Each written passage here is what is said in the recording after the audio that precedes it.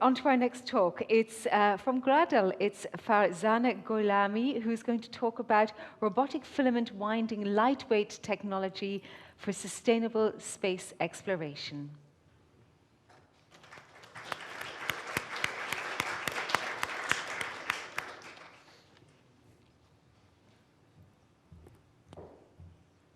Hello, good afternoon.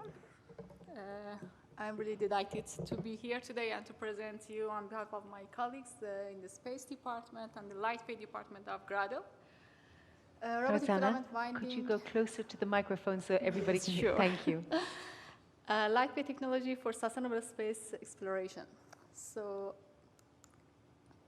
in our journey to explore the universe, it's necessary to overcome the multiple challenges. And in GRADEL, we believe that we can be part of the solution to in-space manufacturing by our lightweight technology, by making it a step forward toward reality. So GRAM is GRADEL Robotic Additive Manufacturing. So in this the video, it's basically the process is putting the endless filaments in the right direction in a way that can build very strong and very light structure. So the process is totally digital, and the structures can bear the maximum loads using the minimum materials. We can use a set of different materials, let's say carbon fibers, basalt fibers, glass fibers, and at the end, we can achieve up to 70% weight saving. We can see, so for example, here is like rayon fibers and different kind of structures, as you can imagine, in 3D space can be built. So our process is a step change in manufacturing because it's very light, it's very strong, and the process is relatively fast. So you might want to know how much light and how much strong. So imagine this structure that I already brought into the scene. So it's less than 200 gram mass, and it can bear more than 1,000 kilogram tensile forces. And in terms of compression forces, another design is around 230 gram mass, which can bear more than 1 kilonewton force. So in this sense, it's like, it's the smart way of using the material, putting the materials where necessary. So why lightweight is important, especially for space and also for the Earth? The first advantage comes back to the material. So basically for the Earth applications, we can use bio-based materials. They can be recycled, they can be, they are renewable materials and can come back to the Earth. And in terms of using the products on the moon, we can use also the basalt, which already exists on the moon. So it's about utilizing in-situ resources, either on the Earth or during the mission. The next is because we are using the minimum material is resource efficient, and the manufacturing process is zero waste. And finally, because the structure is light, during transportation and launch, we are consuming less energy, which is making it energy efficient. And on the moon, on the other side, it's being lighter, it means more capacity for payload. Or it would mean less energy consumption during the mobility, and which can lead to smaller size of the power subsystem and also decreasing size of mobility subsystem, and it can also would mean extended lifetime of the battery. So to put all of these scenarios into one example, I chose the scenario-based approach. So the NASA has already provided some architectures for oxygen and water production on the lunar surface. So one of these scenarios is mobile water extraction. which is basically the rover goes through different parts of the moon. It collects regolith and directly produce water.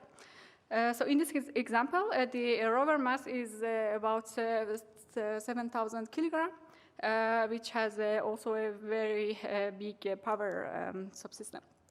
So I imagine that, okay, if we use the GRAM technology into this architecture, what would be the effect of this change?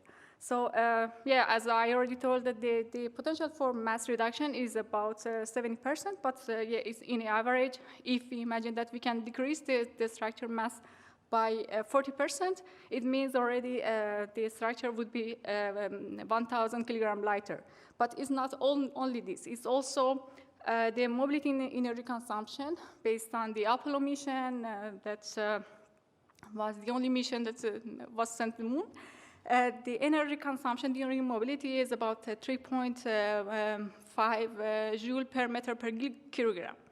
And if we imagine that each time the rover goes through a distance of 30 kilometers and with a speed of 5 meters per kilogram, the mobility energy would be 100 megajoule less. So considering the specific energy and the specific power of the batteries and solar panels, it means that the power subsystem would be 10% lighter. And it's not only this, but it can also affect the thermal subsystem and lots of other subsystems in the rover. So it can lead to a very high mass reduction in total. So based on the theme of this space resources, we can answer also how to make it sustainable. So the first aspect is using the regolith in space products. So the University of Aachen has already used the regolith stimulants to produce fibers using the external solar systems and thermal regulations. And knowing that it's already would be feasible to have access to lunar regolith as fibers, we can set automatic robots and produce structures on the moon. With this, I end my presentation, and thank you for your attention.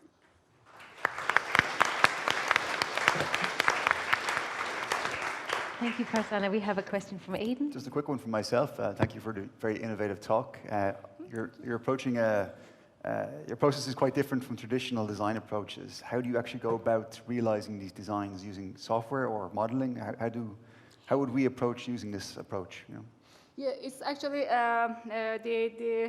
it's had lots of engineering behind. So the process itself would be fast, but the engineering is the most important part, because it's important to know exactly what are the load cases, what are the atmosphere, which kind of material would be the most appropriate, and based on that, we need to design. And the designing the mechanical part and also programming the robotic path to wind is also another aspect. Okay, thank you. Contact us. We would be happy if you have some structures you would like to make lighter. We can realize that. Thank you so much. Thank you. Thank you, Farzana.